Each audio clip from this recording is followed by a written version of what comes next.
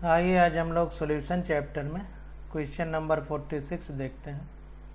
कह रहा है according to Raoult's law the relative lowering of vapour pressure for a solution is equal to. देखिए 50 number question तक हम लोगों ने कर लिया था, अब यहाँ से करना है।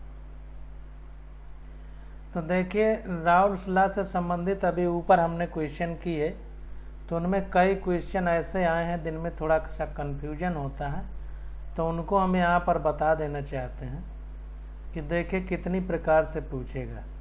तो एक तो आपसे ये पूछ सकता है PO minus PS upon PO equal to, formula हमारा होता है N2 upon N1 plus N2, ये हमारा फार्मूला होता है जो राउल्स लॉ के लिए। तो राउल्स लॉ में क्या होता है कि शुद्ध अवस्था में विलायक का वाष्प दाब माइनस विलयन का वाष्प दाब बटे शुद्ध अवस्था में विलायक यानी सॉल्वेंट का वाष्प दाब इक्वल टू विलेय का मोल अंश। विलेय का मोल अंश यानी सॉल्यूट का मोल फ्रैक्शन। तो सॉल्यूट का मोल फ्रैक्शन क्या होता था? सॉल्यूट के मोल बटे टोटल मोल। तो टोटल में सॉल्यूट और सॉल्वेंट दोनों आ जाएंगे। तो इसको इस तरह भी लिखा जाता है PO minus PS upon PO equal to X भी लिख देता है। तो ये सॉल्यूट के मोल हो जाएंगे, मोल अंश, मोल फ्रैक्शन ऑफ सॉल्यूट। तो जो चीज़ यहाँ लिखी है वही चीज़ ये लिखी है। या इसी को एक तरह से और लिख देता है कि जब सॉल्यूट बहुत कम होगा, लेस होगा, ये सॉल्यूट हमारा बहुत लेस होगा, तो N2 की वैल्यू बहुत कम होगी। तो जब ये N2 कम होगा तो नीचे कुछ भी जोड़ा जाएगा तो बहुत कम आएगा। तो डायरेक्ट इसको PO minus PS upon PO equal to N2 upon N1 यानी सॉल्यूट के मोल अपान सॉल्वेंट के मोल डायरेक्ट लिख देता है। तो ये राउल्स लॉ में ये चीज़ों को ध्यान देना है। 3 बातें हैं, इन्हीं तीनों बातों पे क्वेश्चन ऊपर आए हुए हैं, तो इनको ध्यान देना है। कभी बोलेगा और इसको ये क्या है, relative lowering in vapour pressure, जिसको वाष्प दाब का आपेक्षिक अवनमन कहते हैं, ये पूरी चीज़ वही है। आपेक्षिक वर्ड इसलिए लिखा है रिलेटिव क्योंकि प्रारंभिक जो वाष्प दाब है, जो अंतर आ रहा है विलयन और विलायक के वाष्प दाब में, उसमें भाग दिया जा रहा है विलायक के वाष्प दाब का, इसीलिए इसको आपेक्षिक अवनमन या इंग्लिश में relative lowering in vapour pressure कहते हैं। आपेक्षिक शब्द लगा है और कहीं आपेक्षिक शब्द नहीं लिखा है। एलिवेशन इन बॉइलिंग पॉइंट लिखा है, वाष्प दाब क्वथनांक में उन्नयन, या डिप्रेशन इन फ्रीजिंग पॉइंट हिमांक में अवनमन लिखा है। आपेक्षिक वर्ड नहीं यूज किया गया यहाँ। आपेक्षिक वर्ड इसीलिए यूज किया गया, तो जो बेसिक चीज़ें बारीकी है उसको समझिए तभी क्वेश्चन निकलेगा, नहीं तो जिंदगी भर गलती होती रहेगी। अब देखिए 51 question, abnormal molar mass. Abnormal molar mass, जाहिर सी बात है कि नाम से पता है एबनॉर्मल का मतलब जो गड़बड़ आ जाए, नॉर्मल ना हो। तो देखिए पहला क्वेश्चन कह रहा है the want of factor I for a dilute aqueous solution of the strong electrolyte barium hydroxide is. तो बेरियम हाइड्रोक्साइड देखिए स्ट्रांग इलेक्ट्रोलाइट है, यानी इलेक्ट्रोलाइट का मतलब विद्युत अपघट्य, और स्ट्रांग का मतलब मजबूत, वीक का मतलब कमजोर। तो प्रबल विद्युत अपघट्य है, यानी पूरी तरह से टूट जाएगा। ध्यान दीजिए, पूरी तरह से टूट जाएगा जो भी है। तो बेरियम हाइड्रोक्साइड है, तो इसको तोड़ते हैं, देखते हैं। तो देखिए बेरियम हाइड्रोक्साइड है, तो बेरियम हमारा दूसरे वर्ग में आता है, तो इसकी संयोजकता 2 होगी, तो OH के 2 से रिएक्शन कर रहा है, तो OH की 1 होती है। ये देखिए लिखा कैसे जाता है इसको भी समझ लीजिए। तो जैसे Ba है हमारा दूसरे वर्ग में है, तो इससे 2 इलेक्ट्रॉन निकलेगा, तो +2 बना देगा। आवर्त सारणी में 5वें वर्ग से जो इधर होंगे बाईं तरफ वो इलेक्ट्रॉन निकालना पसंद करेंगे, जो दाईं तरफ होंगे वो इलेक्ट्रॉन लेना पसंद करेंगे। साधारण सीधी सीधी भाषा में, बाकी डिटेल में पढ़ेंगे तो समझेंगे। तो बाईं तरफ है तो इलेक्ट्रॉन निकालना पसंद करेगा। और देखिए ऑक्सीजन और हाइड्रोजन, ऑक्सीजन 6वें में है 5 से दाईं तरफ, हाइड्रोजन 7वें में है 5 से दाईं तरफ, तो ये इलेक्ट्रॉन लेना पसंद करेगा। तो OH जो है इलेक्ट्रॉन लेना पसंद करेगा, तो OH माइनस बनाता है।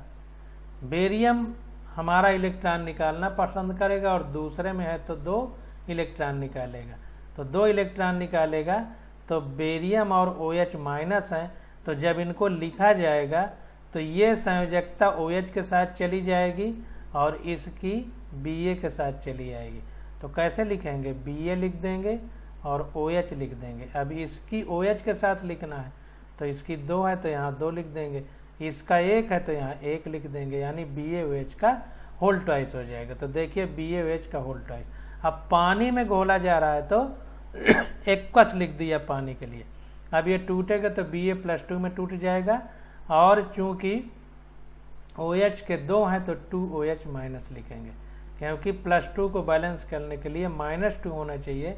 एक OH के पास 1 माइनस है तो 2OH के पास 2 माइनस होंगे, तो 2 माइनस 2 प्लस को बैलेंस करेंगे। तो इस प्रकार से अब देखिए स्ट्रांग इलेक्ट्रोलाइट है, ध्यान से देखिए, स्ट्रांग इलेक्ट्रोलाइट का मतलब पूरी तरह टूटेगा, तो टूट करके 1 ये और 2 ये, तो 3 मोल बना रहा है, तो I हमारा कितना हो जाएगा 3। यहाँ पर इस तरह नहीं लिखेंगे कि ये X है, प्रारंभ में 0 0 रहेगा फिर फाइनल टूटेगा तो ये इतना बनेगा, ये इतना बनेगा, क्योंकि स्ट्रांग है तो पूरी तरह टूट जाएगा। तो जो जितने मोल बनेंगे वही I हो जाएगा। तो 3 मोल बने हैं तो 3I हो गया, ठीक ना, ये चीज हो जाएगा, तो 3I हो गया। आप देखते हैं तो 51 का D हमारा करेक्ट हो गया, 1/2 फैक्टर I कितना हो जाएगा 3। क्वेश्चन नंबर 52 देखते हैं। कह रहा है the boiling point of 0.2 mole per kg solution of X in water is greater than equimolal solution of Y in water. तो कह रहा है कि बॉइलिंग पॉइंट जो है 0.2 मोल प्रति kg सॉल्यूशन का ज्यादा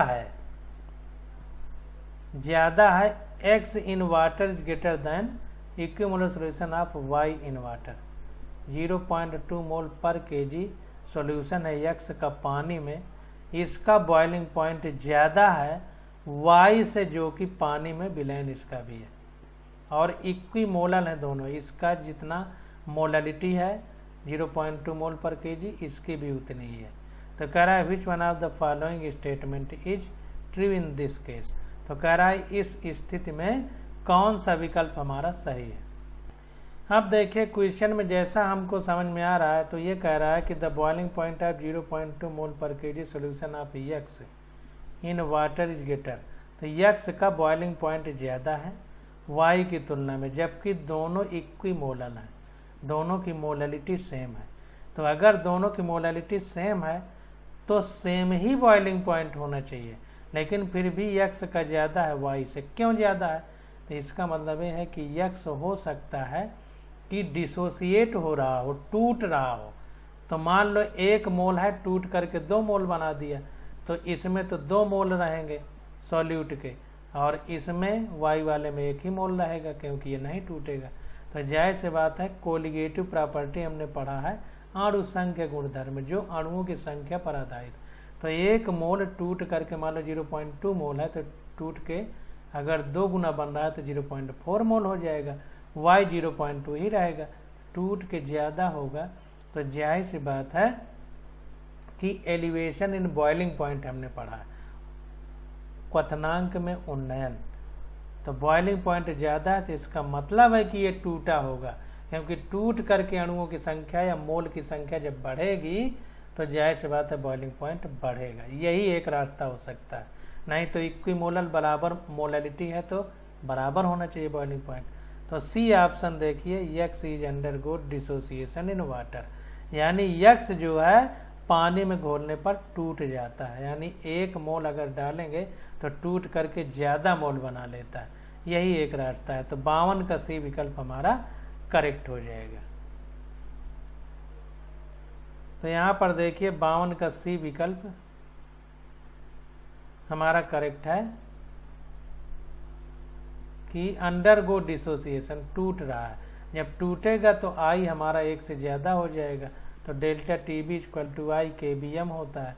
तो जब 1 से ज़्यादा हो जाएगा तो दोनों के लिए, जिसके लिए आई ज़्यादा होगा उसके लिए डेल्टा टी बी ज़्यादा होगा, इसलिए 52 का सी हमारा करेक्ट है।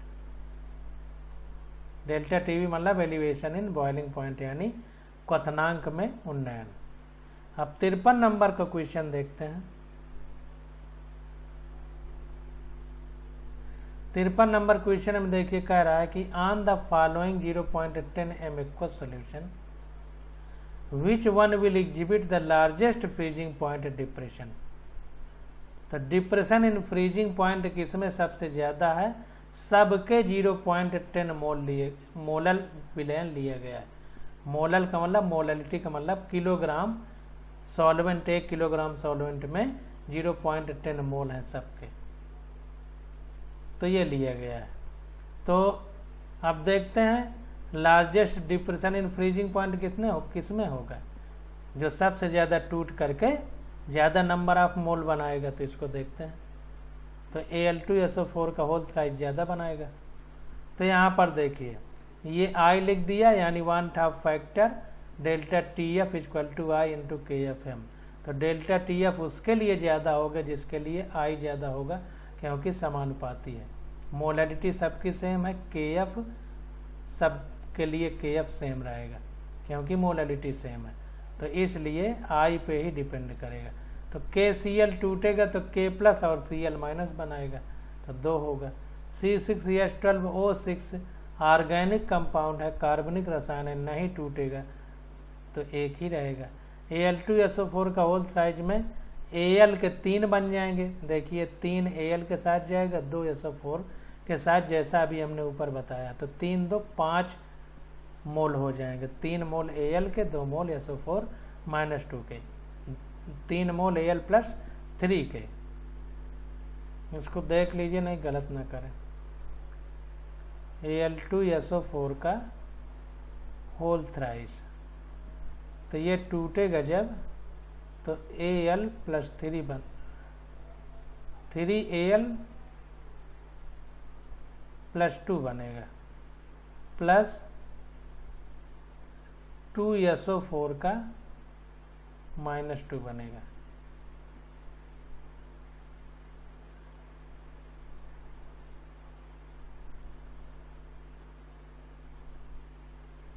Al के 3 बनेंगे और SO4 के माइनस 2,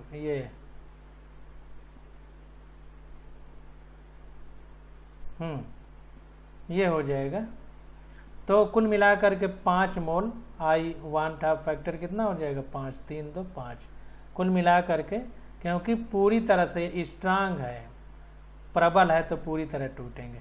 K2SO4 अगर टूटेगा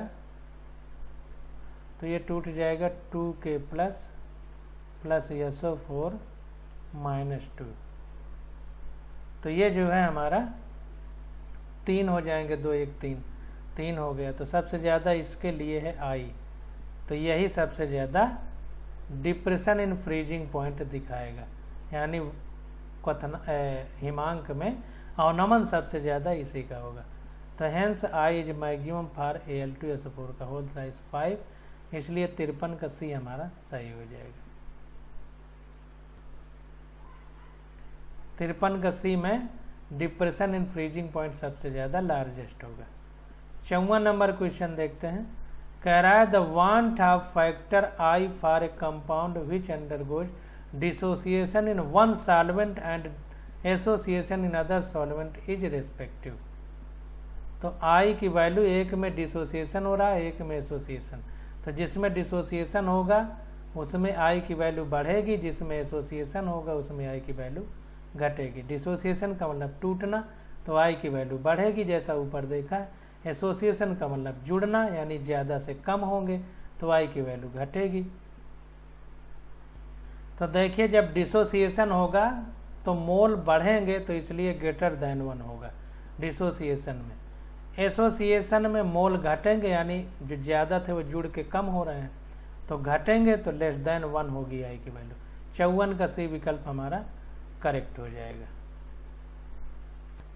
तो देखिए कह रहा है from the value of van't Hoff factor I it is possible to determine the degree of dissociation or association. जो I है ये हमारा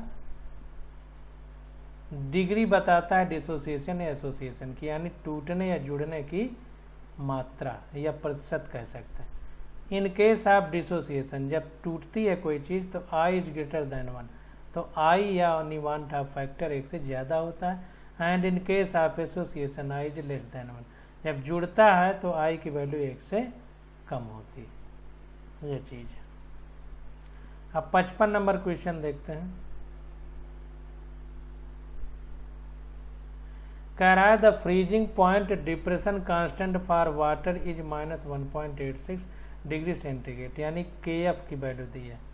if 5 gram of Na2SO4 is dissolve in 45 gram of H2, इसका मतलब ये सॉल्यूट है, कम है, ये ज़्यादा है, तो ये विलेय यानी सॉल्यूट है, और ये विलायक यानी सॉल्वेंट है। कह रहा है freezing point is changed by -3.82 degree centigrade. Freezing point जाहिर सी बात है पानी का 100 होता है, अब -3.82 हो गया, इसका मतलब विलेय को विलायक में मिला दिया गया, यानी पानी में Na2SO4 का मिला दिया गया, इसलिए डिप्रेशन इन फ्रीजिंग पॉइंट हो गया, मतलब हिमांक में अवनमन हो गया, यानी घट गया। तभी 0 पानी का होता है, उससे -3.82 हो गया। तो कह रहा है वन टॉप फैक्टर हमको कैलकुलेट करना है Na2SO4 का होता है, इसके लिए NO2SO4 के लिए। तो इसको देखते हैं।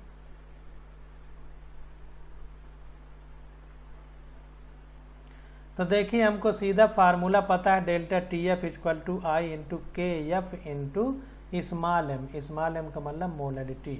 अब मोलैलिटी में क्या होता था, विलेय के मोल 1 किलोग्राम विलायक में, तो 1 किलोग्राम को ग्राम बदलने के लिए 1000 का गुणा कर दिया, और विलेय के मोल ये हो गए WB/MB, क्योंकि मोल बराबर होता है नंबर ऑफ मोल बराबर द्रव्यमान बटे मोलर द्रव्यमान, तो द्रव्यमान बटे मोलर द्रव्यमान गुणे विलेय का द्रव्यमान किलोग्राम में, विलायक का यानी सॉल्वेंट का द्रव्यमान किलोग्राम में, और उसको ग्राम में बदलना है तो बटे 1000 करेगा तो ऊपर चला जाएगा, तो ये 1000 ऊपर। अब इसी में सारी चीज़ें रख देना।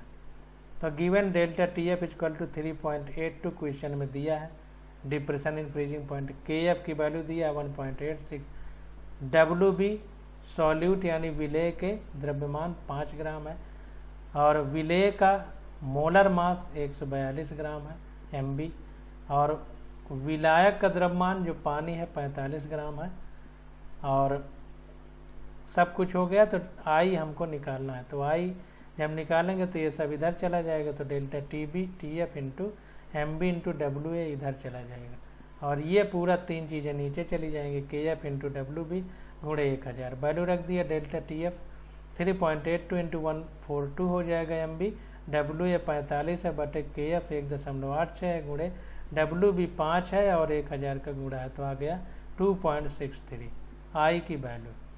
55 का B ऑप्शन हमारा करेक्ट हो जाएगा। अब 56 नंबर क्वेश्चन देखते हैं। 56 नंबर क्वेश्चन में हमसे कह रहा है कि ए 0.1 molar aqueous solution of weak acid is 30% आयोनाइड। अब देखिए यहाँ पर वीक एसिड है, अब इसमें वही कलाकारी चलेगी जैसा पहले हम करते थे, क्योंकि वीक है, अब ये पूरी तरह नहीं टूटेगा, तो हम ये नहीं कहेंगे कि NaCl है टूट गया, Na+Cl माइनस में 2 मोल बने तो I बराबर 2 हो जाएगा, यहाँ नहीं कह सकते, क्योंकि वीक एसिड है, कमजोर एसिड है, पूरी तरह नहीं टूटेगा, तो इसका निकालना पड़ेगा। 30% केवल टूट रहा है, KF की वैल्यू दे दिया 1.86 डिग्री सेंटीग्रेड पर मोल ये पानी के लिए, और हमारा freezing point of the solution पूछ रहा है, यानी फ्रीजिंग पॉइंट FP पूछ रहा है। देखिए डिप्रेशन इन फ्रीजिंग पॉइंट नहीं पूछ रहा, डेल्टा TF नहीं पूछ रहा, F पूछ रहा है। इसका मतलब पानी से घटाना पड़ेगा। देखिए नेगेटिव आएगा, क्यों? क्योंकि सॉल्यूशन बनाया जा रहा है, पानी शुद्ध है, उसमें वीक एसिड डाला जा रहा है, यानी सॉल्यूशन बन रहा है, विलयन में विलेय को डाला जा रहा है। तो जैसी बात है डाला जाएगा तो हिमांक में अवनमन होता है, तो पानी का तो 0 है, अब उससे घटेगा तो निगेटिव में ही जाएगा, तो आंसर निगेटिव में ही आएगा। अब कितना आएगा वो निकाल के देख लेते हैं। तो देखिए अब कलाकारी करना पड़ेगा। फार्मूला होता है delta TF equal to I into KF into M। M का मतलब मोलैलिटी, मोलालिता जिसको हिंदी में बोलते हैं। तो ये हो जाएगा। तो here I is one half factor, यहाँ I हमारा वन हाफ फैक्टर है। I for weak acid is 1 plus alpha. I जो है वीक एसिड के लिए 1 प्लस एल्फा होता है। इसको निकाल के देख लेते हैं। अब ये देखिए हमने आपको बता दिया है कि कैसे आया 1 प्लस एल्फा। तो ये मान लीजिए कोई X है वीक एसिड हमारे पास, कमजोर एसिड, तो टूट करके मान लीजिए A प्लस B 2 भागों में टूट गया, क्योंकि 2 भागों में टूट गया मान लीजिए। तो प्रारंभ में मान लिया कि इसका 1 मोल है, कुछ नहीं तो 1 माना जाता है, तो 1 मोल है, तो 1 मोल है। तो प्रारंभ में जब ये नहीं टूटा होगा तो ये 1 मोल है, ये 0 0 होंगे। प्रारंभ में जब टूटा ही नहीं तो इधर 0 0 होगा। अब अंत में मान लीजिए टूट करके ये अल्फा बना दिया, तो ये 1 मोल है, ये 1 मोल है। तो अगर हम इसको अल्फा मानेंगे तो ये भी अल्फा मानना पड़ेगा, तो अल्फा अल्फा बन गया। अब जब ये अल्फा अल्फा बना तो इधर प्रारंभ में 1 मोल था, तो बचा कितना? तो 1 माइनस अल्फा बचेगा। ये लिखना सीख लीजिए, नहीं हमेशा गलती होगी। कैसे लिखते हैं? तो 1 मोल हमने माना, तो 1 मोल है प्रारंभ में, ये फाइनल यहाँ लिख लीजिए, फाइनल। कैसे लिखा जाता है सीख नहीं पाओगे तो जीवन भर गलती होगी। 1 मोल है प्रारंभ में, जब टूटा ही नहीं तो ये 0 0 होगा। अब जब टूटेगा तो ये भी 1 मोल है, ये भी 1 मोल है। तो अब टूटा है तो पूरा तो टूट के बन नहीं रहा, स्ट्रांग तो है नहीं, वीक है, तो पूरा 1 1 नहीं टूटा होगा। तो कितना टूटा? हमने मान लिया कि अल्फा टूटा। तो दोनों 1 1 मोल है, बराबर बराबर, तो इसको अल्फा मानेंगे तो इसको भी अल्फा ही मानना पड़ेगा, क्योंकि दोनों बराबर यहाँ पर मोल है। अब पूरा नहीं टूट रहा तो 1 नहीं मान सकते, तो ये भी अल्फा हो गया, ये भी अल्फा हो गया। अब देखिए अल्फा अल्फा टूटने के बाद हुआ। अब ये प्रारंभ में 1 मोल था, तो अब बचा कितना टूटने के बाद? तो यही अल्फा घटा देंगे जो टूटा है, तो अल्फा घटा देंगे तो इतना बचेगा फाइनल में। तो अब टोटल कितना हुआ? तो ये जितना बचा और जितना बना, तो जितना बचा 1 माइनस अल्फा, और जितना बना ये अल्फा प्लस ये अल्फा। तो ये माइनस और प्लस वाला अल्फा कट गया, तो 1 प्लस ये अल्फा बचा, तो वही लिखा है 1 प्लस अल्फा। अब चूंकि 30% टूट रहा है, क्वेश्चन में कह रहा है, तो ये 1 प्लस अल्फा 30%, यानी 30/100। ये कट गया 1 1 0, तो 1 प्लस ये 10 का भाग जाएगा तो 0.3, तो 1.3 आ जाएगा। वही 1.3 लिखा है, 0.3 जोड़ करके। तो इस प्रकार से निकालते हैं, समझ लोगे तो ठीक है, नहीं गलती जीवन भर होगी।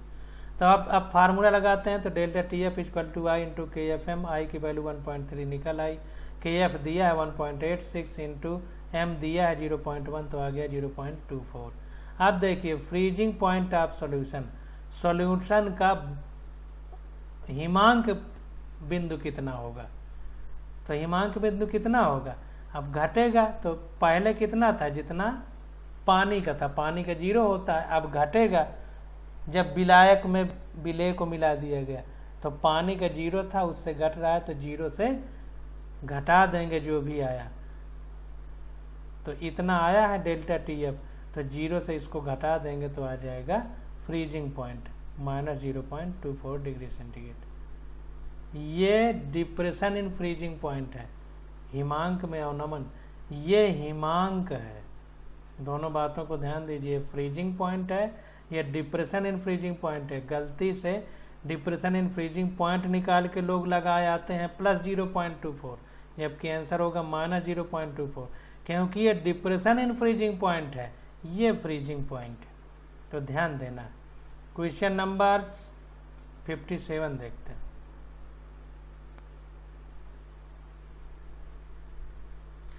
कह रहा है an aqueous solution is 1 molal in KI। Molal है, मोललिटी यानी विलायक 1 किलोग्राम लिया जाएगा।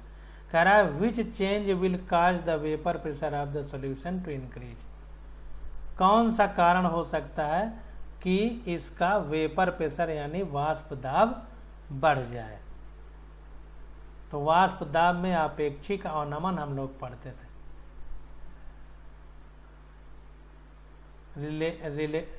वाष्प दाब में अपेक्षिक अवनमन, हाँ, depression relative lowering in vapour pressure English में पढ़ते थे। तो क्या कारण हो सकता है उसके बारे में हमसे पूछ रहा है। तो अब देखिए, इसमें दिमाग लगाइए, आपको तुरंत उत्तर मिलेगा।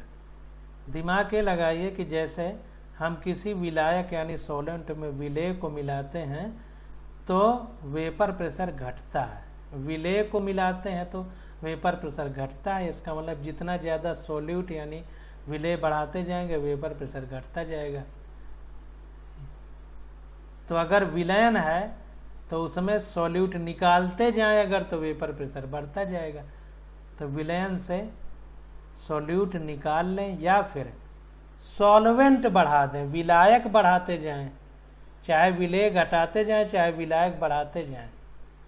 विलेय घटाएंगे तो वेपर प्रेशर बढ़ेगा या विलायक बढ़ाएंगे तो वेपर प्रेशर बढ़ेगा, क्योंकि विलेय के बढ़ाने से वेपर प्रेशर घटता है तो विलायक के बढ़ाने से वेपर प्रेशर बढ़ेगा, क्योंकि विलयन तनु होता जाएगा। जितना गाढ़ा होगा यानी विलेय ज़्यादा होगा तो गाढ़ा होगा, तो उसको ढीला कर दीजिए। ढीला करने के लिए विलायक यानी सॉल्वेंट बढ़ा दीजिए। तो addition of water, water solvent है, तो अगर इसको ऐड कर दिया जाए तो वेपर प्रेशर बढ़ जाएगा, नहीं तो घटेगा, क्योंकि रिलेटिव लोअरिंग में वेपर प्रेशर हमने बढ़ा है, वाष्प दाब का अपेक्षिक अवनमन पढ़ा है। तो इसका मतलब कि विलेय बढ़ाने से घटता है, अब बढ़ाना है हमें तो विलायक बढ़ा दीजिए तो बढ़ जाएगा। तो एडिशन ऑफ वाटर 57 का डी विकल्प हमारा करेक्ट हो जाएगा। 57 का D correct. Addition of water to an aqueous solution of the KI cause the concentration of solution to decrease, यानी सांद्रता घट जाएगी। इंक्रीज द वेपर प्रेशर, इसलिए वाष्प दाब बढ़ जाएगा। In the other 3 point the electrolyte undergo ionization, अन्य जो 3 बिंदु दिए गए हैं उनमें जो विद्युत अपघट्य हैं इलेक्ट्रोलाइट हैं वो आयोनाइज हो जाएंगे यानी वियोजित हो जाएंगे, जिससे विलेय के और बढ़ जाएंगे मोल। वियोजित यानी टूट जाएंगे तो नंबर ऑफ सॉल्यूट और बढ़ जाएगा, तो इसलिए घट जाएगा वेपर प्रेशर, लेकिन पानी मिलाने पे बढ़ेगा क्योंकि वो विलायक है, सॉल्वेंट है। अब 58 नंबर क्वेश्चन देखते हैं।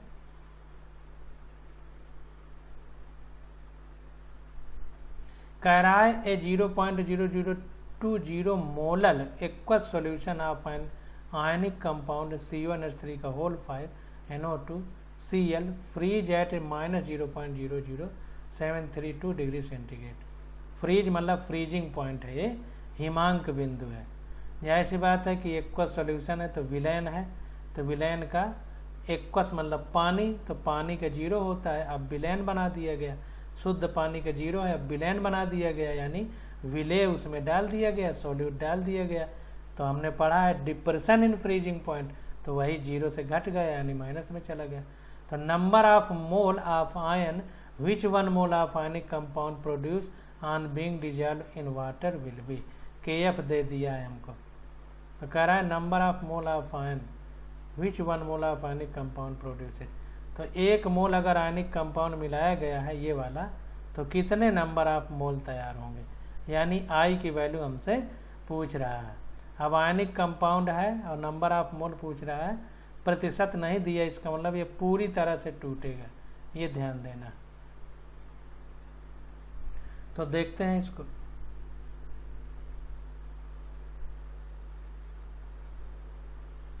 तो यहाँ पर देखिए 58, the number of mole of ions produced by 1 mole of ionic compound is I, 1 half factor के बराबर मानेंगे। तो applying delta T F equal to I into K F M, तो डेल्टा टी एफ की वैल्यू दे दिया है 0.00732।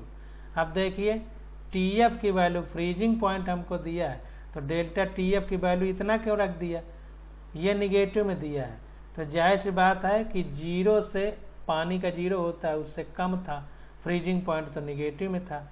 तो अब 0 में इस तरह निकालेंगे। देखिए delta T F equal to, ज़्यादा में कम को घटाया जाता है, हमने आपको बताया था। तो जितना पानी का है, तो पानी का हिमांक 0 होता है, उसमें जो विलयन का है वो हिमांक घटा देंगे, तो माइनस विलयन का कितना था, -0.00732 था, तो ये माइनस माइनस प्लस हो जाएगा। तो डेल्टा टी एफ हमारा 0.00732 आ गया, प्लस हट गया। तब ये फार्मूला लगा दिया, delta T F equal to I into K F M, delta T F 0.00732 equal to I into K F 1.86 into M, molality दी है 0.002, सॉल्व किया तो आई की वैल्यू आ गई 1.96, लगभग 2 के बराबर।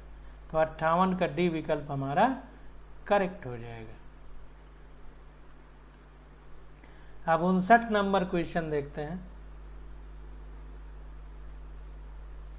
कह रहा है 0.5 molar aqua solution of weak acid, कमजोर एसिड है, प्रबल और ये दुर्बल है, दुर्बल एसिड है, तो जैसी बात है पूरा नहीं टूटेगा। तो कह रहा है केवल 20% टूट रहा है, 20% आयोनाइज है। के एफ की वैल्यू पानी के लिए दे दिया है 1.86 kelvin kilogram per mole. The lowering in freezing point of the solution, lowering in freezing point, delta T F पूछ रहा है, delta T F not T F, तो टी एफ निगेटिव होगा, डेल्टा टी एफ निगेटिव नहीं होगा। तो इसको देखते हैं। तो पहले लिखेंगे वैसे जैसे हमने आपको बताया।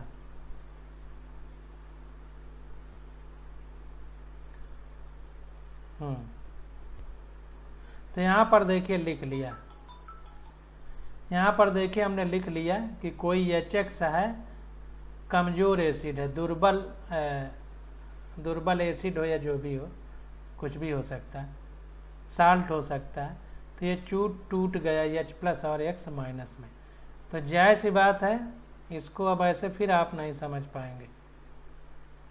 तो इसको ऐसे लिखिए, HX इससे H+ + X-, ये बना इनिशियल, प्रारंभ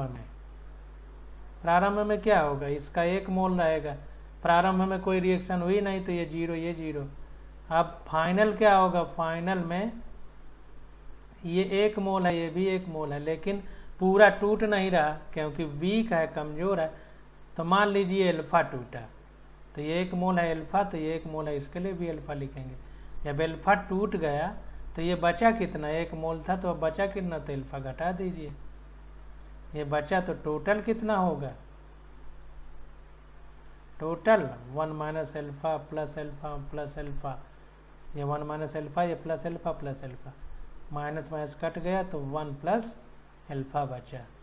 अब 20% है तो अल्फा की जगह 20/100 रखेंगे तो 0.2 होगा, तो 1 + 0.2, तो 1.2 होगा आई की वैल्यू।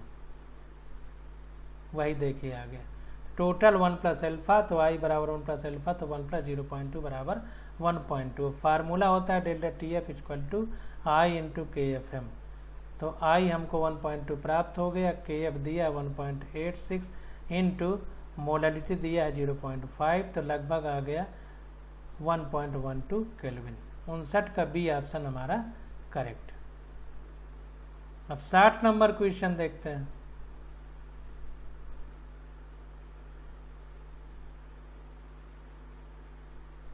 साठ नंबर क्वेश्चन में कह रहा है कि which one of the following 0.10 molar aqua solution will have the lowest freezing point.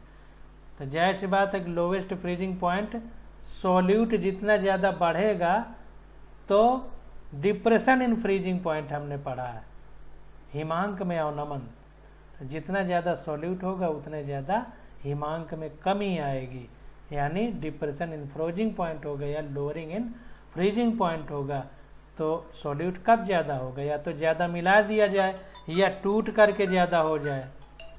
तो इसमें देखिए जो टूट करके ज़्यादा मोल बनाएगा यानी सॉल्यूट बढ़ा देगा, विलेय बढ़ा देगा, तो उसी में डिप्रेशन लोअरिंग ज़्यादा होगी। तो जाहिर सी बात है कि ये 5 बना देगा, ये 2 ही मोल बनाएगा K+I-, ये टूटेगा ही नहीं, ये टूटेगा ही नहीं क्योंकि कार्बनिक यौगिक है, ऑर्गेनिक कंपाउंड है।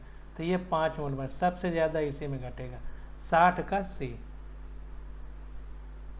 60 का C। सिंस Al2SO4 का whole thrice gives maximum number of ion on dissociation, therefore it will have the lowest freezing point, क्योंकि डेल्टा TF = IKFM। I का मतलब कितना टूट करके, जितना टूट के ज़्यादा होगा उतना I की वैल्यू ज़्यादा होगी। तो जितनी ज़्यादा होगी उतना डेल्टा TF ज़्यादा होगा। डेल्टा TF लोअरिंग है यानी लोअरिंग ज़्यादा होगी यानी फ्रीजिंग पॉइंट हिमांक में अवनमन उतना ज़्यादा होगा। तो 60 का C विकल्प हमारा करेक्ट।